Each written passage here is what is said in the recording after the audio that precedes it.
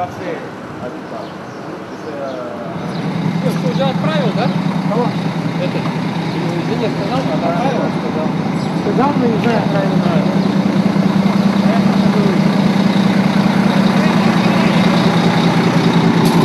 Nosotros Alberto Contador y un poco en este día que estamos haciendo el seguimiento a los masajistas, ¿qué importancia tiene el masajista y la labor del masajista para vosotros?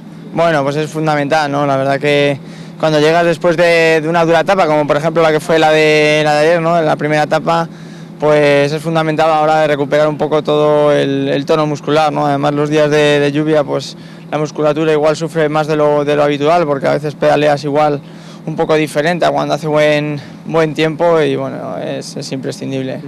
¿De masajista a masajista hay diferencia?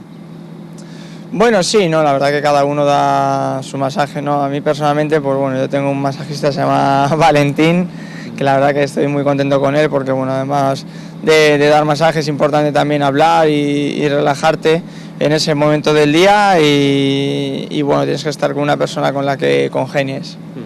Ayer ganaste la primera etapa, ¿cómo se ven los próximos días? Bueno, pues muy duros, ¿no? La verdad que ayer gané la etapa, tampoco tenía pensado que se fuera a disputar y que hubiera posibilidades de ganarla, pero bueno, al final vi la oportunidad y mira, la aproveché, ¿no?